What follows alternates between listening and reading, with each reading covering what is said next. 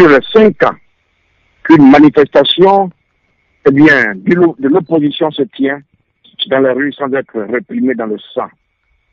Je voulais saluer ici nos forces de l'ordre, qui ont eu là l'esprit républicain, mais aussi et surtout le sens du civisme et du patriotisme de tous ces Ivoiriens qui ont marché ce jour-là. Ce jour-là, il s'agissait de vaincre la peur et de dire aux Ivoiriens qu'on peut marcher à Abidjan dans nos rues sans que le ciel ne tombe sur nos têtes. Eh bien, maintenant que la peur a été surmontée, vaincue, nous avons dit que ce n'était que le début du commencement. Le mercredi prochain, nous avons un grand meeting à Yopougon qui va annoncer une grande marche sur la place de la République, plus proche du palais. Parce que si après avoir occupé la RTI, après avoir occupé la CEI, Ouattara n'entend toujours pas raison, il faut qu'on s'approche de lui, en espérant qu'il va comprendre. Un seul message, celui que nous lui tenons, en sa qualité de fils de fouet, le message du dialogue. Asseyons-nous, parlons-nous autour des conditions des élections censées démontrer à la face du monde la maturité démocratique du peuple de Côte d'Ivoire. Ces élections doivent nous réconcilier. Or, pour l'instant, la voie que nous avons empruntée, ce n'est pas de mon point de vue celle qui puisse déboucher sur la réconciliation et la paix définitive. La CNC, pour tout dire, amorce un nouveau virage. Elle se porte bien. Nous devons faire en sorte de ne pas décevoir l'espérance et bien née de la naissance de cette structure. Alors, merci monsieur le député. Vous venez d'annoncer un meeting que vous avez placé au mercredi prochain, je crois bien.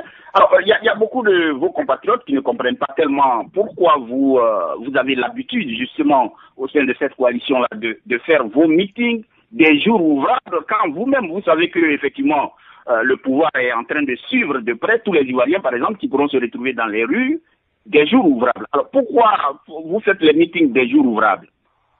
Combien sont-ils ces Ivoiriens aujourd'hui qui travaillent véritablement?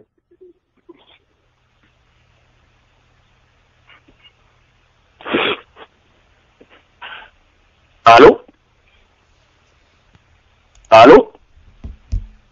Alors, je ne sais pas si... Alors, Jacques, est-ce que vous m'entendez au niveau du studio? Oui, nous vous entendons parfaitement, hein, voilà. C'est tellement que... Alors, on a perdu le député? Oui, j'ai l'impression que nous l'avons perdu, hein, voilà. Alors, nous allons tenter donc de l'avoir encore, hein, Mathieu Boisbré, donc restez donc en ligne. Hein. Alors, voilà, je rappelle donc aux auditeurs que c'est une édition spéciale ce soir avec le député Katabé. Nous avons de petits soucis techniques, voilà. Les dieux de la technique sont pas avec nous ce soir. Alors, je crois que... Alors, monsieur le député, vous nous entendez? Très bien, oui. Voilà, on vous avait perdu, hein, justement, j'étais en train de m'inquiéter sur la date, les dates que vous fixez hein, pour vos meetings. Pourquoi les jours ouvrables? Je dis qu'il n'y a pas de jour pour reconquérir, pour nous battre, pour reconquérir notre dignité, notre liberté. Les Ivoiriens sont bafoués dans ce qu'ils ont comme droit fondamental. Il n'y a pas de jour pour ça. Et puis combien sont-ils les Ivoiriens aujourd'hui qui travaillent en Côte d'Ivoire, qui sont heureux, pour penser que parce qu'ils travaillent, ils ne peuvent pas aller eux-mêmes conquérir leur liberté. Il n'y a pas de jour pour ça. Lundi, mardi, mercredi, eh bien on peut marcher, on peut dire qu'on n'est pas content, et il faut le faire. Voilà. Merci. Alors, effectivement, on vous voit sur le terrain ces derniers temps, comme vous venez de le préciser, hein, le pouvoir enfin certainement cherche à comprendre l'importance des marches dans une nation dite démocratique. Êtes-vous aujourd'hui quand même à même de faire un bilan partiel de la marche et des démarches de la CNC depuis sa mise sur pied? Pour l'instant, je dois observer que nous n'avons pas encore réussi à constituer cette force qui amènerait Ouattara à comprendre la nécessité du dialogue. C'est de notre responsabilité. La politique, de mon point de vue, Ce n'est rien d'autre que le rapport de force. Tant que vous êtes une force, l'adversaire est obligé de continuer avec vous. Mais dès l'instant où vous cessez d'être une force, on vous écrase et on avance. Si pour l'instant, Ouattara n'a pas encore compris la nécessité d'aller au dialogue, de s'asseoir avec nous, c'est parce que nous n'en sommes pas encore cette force-là qui le ferait plier. C'est pourquoi je dis, nous ne devons pas trahir l'espérance des Ivoiriens.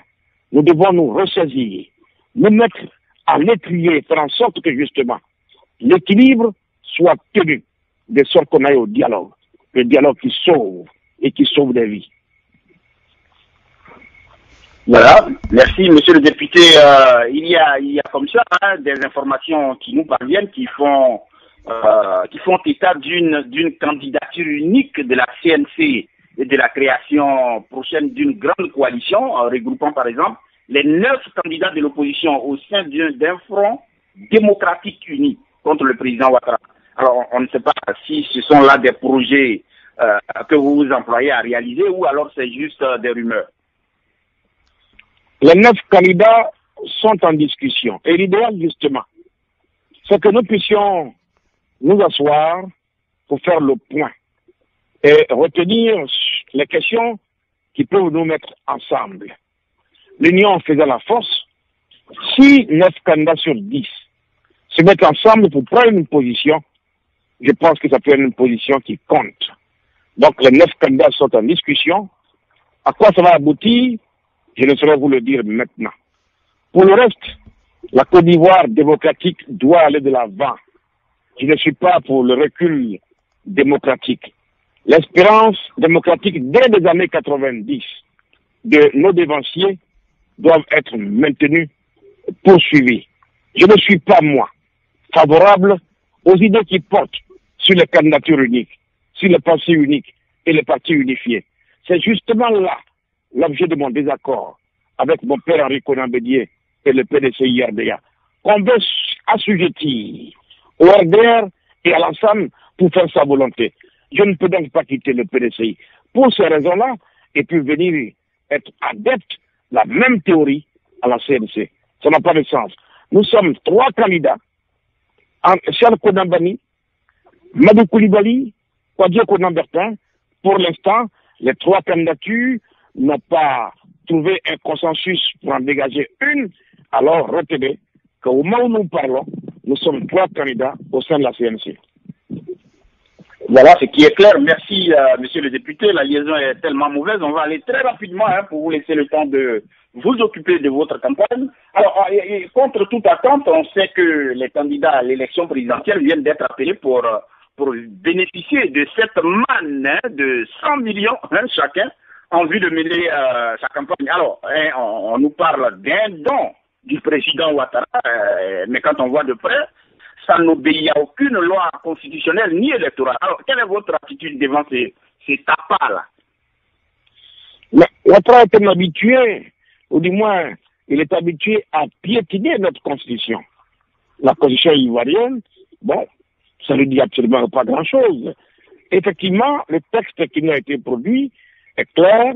Le président de la République a consenti un financement exceptionnel. Ce n'est donc pas l'application de nos lois.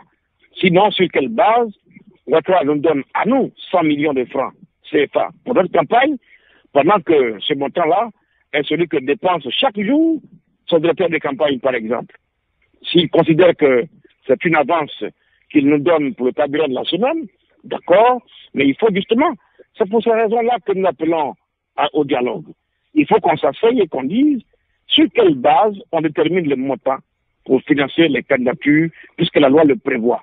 De combien disposons-nous et à partir de quel élément, de quels critères on décide d'allouer tel montant à X ou Y.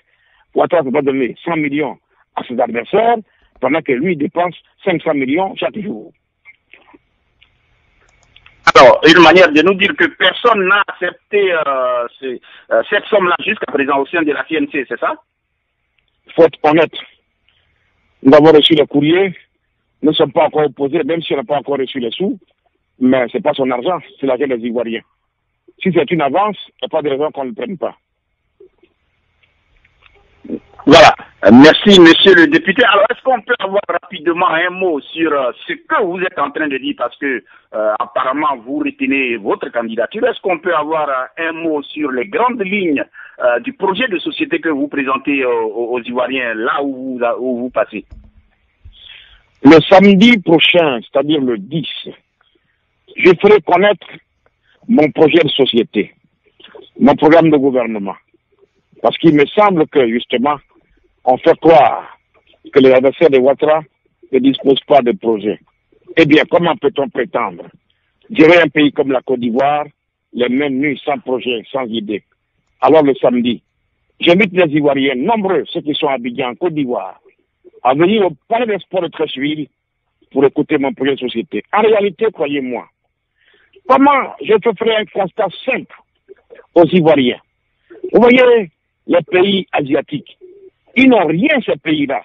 Ils transforment tout et ils connaissent la croissance et le bonheur. Comment peut-on expliquer qu'un pays comme la Côte d'Ivoire, qui a tout, mais ne transforme rien, et nous sommes pauvres? Un pays comme la Côte d'Ivoire, qui a tout bradé, où Fouet nous a construit des grandes sociétés d'État, des prestations d'État. On a tous cédé. J'étais en mesure de penser que, en cédant, en bradant, nous serons plus riches, et pourtant, nous sommes devenus plus pauvres. Comment peut-on comprendre qu'avec une croissance à 2 chiffres et de 8%, les Ivoiriens soient encore plus pauvres, pendant qu'Houphouët-Boigny a réalisé le miracle ivoirien avec une croissance de 6%. Vous voyez bien que les chiffres qu'on nous avance sont des chiffres qui ne sont pas réels. Qui ne sont pas réels. Je veux dire aux Ivoiriens, je vais combattre la misère, je vais combattre la pauvreté, je vais rendre la Côte d'Ivoire et les Ivoiriens heureux, mettre de leur destin. En quoi faisant? Tout simplement, l'heure est venue pour les Ivoiriens de penser à l'industrialisation de la Côte d'Ivoire et de transformer nos matières premières pour donner de la valeur à ces produits-là. C'est là le bonheur de la Côte d'Ivoire, c'est là l'avenir de la Côte d'Ivoire.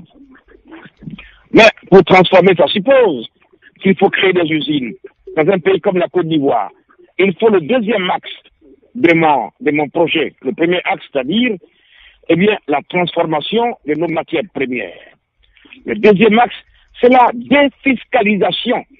Faire en sorte de faire de la Côte d'Ivoire un paradis fiscal, eh bien, qui attire les capitaux étrangers. Pendant que, justement, nous encourageons l'investissement, eh bien, des nationaux. À partir de là, nous pourrons être nous-mêmes, eh bien, mettre nos destins. Je vais démontrer aux Ivoiriens comment, avec la Tchéquée simplement, transformer, on peut s'enrichir et créer de l'emploi pour que nous soyons aussi maîtres. Je vais démontrer aux Ivoiriens comment, avec l'ananas, comment, avec les mangues et les cocos que nous produisons, on peut être maître de notre destin si on les transforme. Je vais démontrer aux Ivoiriens que pendant longtemps, il faut créer, il y a 50 ans, on nous a trop volé. Regardez le prix du café qu'on paye aux paysans, à combien? Et à combien on nous revend quand justement il est transformé en café soluble. Je pense que l'avenir de la Côte d'Ivoire, c'est là. Ce n'est pas non plus, non pas de nous endetter. Un pays pauvre qui passe son temps à s'endetter et distribuer des milliards, ce n'est pas là la solution au problème de la Côte d'Ivoire et ce n'est pas de cette façon-là qu'on va garantir l'avenir de nos enfants. Voyez-vous, c'est justement un aperçu que je vous donne parce que l'école et l'éducation, eh bien, sera au centre de mon projet. Je dis aux Ivoiriens une chose. Si je suis président de la Côte d'Ivoire, je ne permettrai plus jamais qu'on importe en Côte d'Ivoire des produits qui vont justement nuire à la vie des Ivoiriens. Jamais la drogue ne rentrera en Côte d'Ivoire. Comme jamais je ne permettrai que n'importe qui dispose d'une arme en Côte d'Ivoire. Je dois faire disparaître en un an maximum toutes ces armes qui prolifèrent partout sur l'ensemble du territoire. En un mot, nous devons renégocier la stabilité sociale, la paix intérieure, faire en sorte que la Côte d'Ivoire redevienne un havre de paix où on vit tranquillement et amener tous les Ivoiriens à travailler et à gagner leur pain, à la sueur de leur front, et non pas tenir un fusil pour s'enrichir, braquer des banques pour s'enrichir. On n'apporte aucun message par ces pratiques. Il faut démontrer aux enfants de Côte d'Ivoire que le travail, c'est d'abord l'école, le diplôme, et ensuite on va travailler. Voyez-vous, il y a le travail à faire, la Côte d'Ivoire doit être reconstruite et les compétences existent, les valeurs existent. Nous avons des bras solides, des bras valides. Ces milliers de jeunes sont notre atout. On ne peut pas continuer de laisser nos jeunes au chômage à 40 ans, à 35 ans ou à 45 ans. Vous savez que chez nous, l'âge de la retraite, c'est à 60 ans. Quand un jeune a vécu jusqu'à 40 ans, sans avoir jamais eu le bonheur d'avoir un premier emploi, et bien je me demande, à quel âge ce jeune homme-là va avoir son premier boulot? À quel moment il s'organise pour préparer sa vie à lui, la vie de ses enfants et penser à ses parents pour préparer ensuite sa retraite à 60 ans. En définitive, vous vous rendez bien compte que ces jeunes-là, leur vie n'aura servi à rien sur terre. Et pourtant, la mort n'attend pas, elle ne prie pas, elle frappe à tout âge. À 15 ans, on peut mourir. À 30 ans, on peut mourir. Comme on peut mourir à 75 ans. C'est pourquoi je pense qu'il est temps que nous donnions de l'espoir à nos jeunes. Il est temps que la Côte d'Ivoire passe à mettre ses enfants au travail. Et c'est possible. Mais pendant que ceux-là, qui ont les diplômes, sont assis chez eux à ne rien faire, à côté, vous avez une catégorie de jeunes qui n'ont jamais mis les pieds à l'école, qui n'ont pas de diplôme, qui, parce qu'ils ont plus simplement des armes, c'est à eux qu'on donne tout. Quelle leçon donnons-nous aux jeunes de Côte d'Ivoire? En réalité, on veut nous faire croire que désormais, ça ne sert plus à rien d'aller à l'école si on veut travailler. Non, c'est pas cette leçon-là qu'on doit donner aux jeunes de Côte d'Ivoire. Et c'est pour mettre fin à tout ça que j'ai décidé d'être candidat. Et croyez-moi, je suis prêt. Voilà, merci monsieur le député. Avant de vous, certainement, on va vous laisser l'occasion de faire un dernier appel si vous pouvez. Seulement, je voudrais juste vous demander, vous voulez diriger la Côte d'Ivoire, la gestion de ce pays, c'est aussi les relations internationales, les relations entre les voisins immédiats et le pays que vous dirigez. Alors, on vient de voir, la Côte d'Ivoire a pratiquement été accusée sur tous les forums. Dans cette histoire du putsch au Burkina Faso, parce que votre pays a eu une position certaines fois mitigée, certains même sont allés jusqu'à l'accuser, le considérer comme ayant soutenu le coup d'État au Burkina Faso. On a entendu le gouvernement ivoirien dans la crise contre le Mali. Alors, quand vous regardez ces deux situations, quelle est votre appréciation de ce qui s'est passé? Je constate tout simplement que le gouvernement ivoirien est resté muet face à une situation là où justement il devait donner de la voix.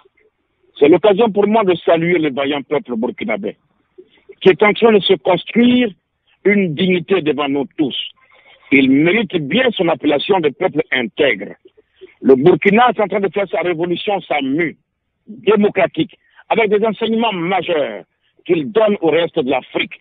C'est tout simplement dommage que mon pays, la Côte d'Ivoire, pourtant, qui a une si longue tradition de pays de paix et de démocratie, que nous ne condamnions pas immédiatement et tout de suite, sans équivoque, un coup d'État dans ces circonstances.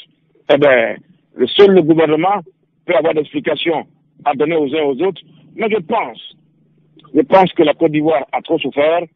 Il faut se garder surtout de provoquer encore des choses qui peuvent nous coûter des situations difficiles et fâcheuses. Alors, merci, monsieur le député. On va vous laisser donc vous occuper de votre campagne. Je ne sais pas si vous avez un dernier mot à lancer à l'endroit de tous les auditeurs auxquels vous avez l'habitude de vous adresser. Allez-y. Je dis aux Ivoiriens de ne pas perdre l'espoir. Chaque fois que j'ai pris la parole, j'ai toujours invité chaque Ivoirien à avoir confiance en lui-même. À ne pas perdre confiance en la Côte d'Ivoire, notre pays. L'espoir est toujours perdu. Nous sommes engagés dans un processus irréversible. Alassane Dramane Ouattara doit comprendre que nous devons créer les conditions d'une élection apaisée qui réconcilie les Ivoiriens. Je ne suis pas de la culture de boycott où Fou n'a pas appris à pratiquer la politique de la chaise vide. Mais en même temps, je préviens, nous irons aux élections. Ou bien elles ont lieu pour tout le monde, ou elles n'ont pas lieu dans ce moment-là pour tout le monde. Asseyons-nous pendant qu'il est temps, discutons pour que nous préservions la Côte d'Ivoire.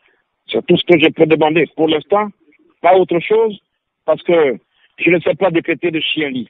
Je ne sais pas rendre la Côte d'Ivoire ingouvernable, et je n'ai pas les moyens de frapper des pouvoirs moribonds pour qu'ils tombent. J'ai pour moi mes idées, j'ai pour moi le dialogue et je crois à la démocratie. Et j'espère que Ouattara finira par entendre raison et arrêter de traiter avec mépris les revendications justes et nobles de ses opposants. Je crois en la Côte d'Ivoire. Merci beaucoup, monsieur le député. Merci une fois de plus d'avoir répondu à notre appel. Voilà, on sait toujours que vous avez toujours été disponible pour vous adresser à la diaspora ivoirienne partout où elle se trouve. Merci, monsieur le député. Bonne soirée à Abidjan. C'est moi qui vous remercie.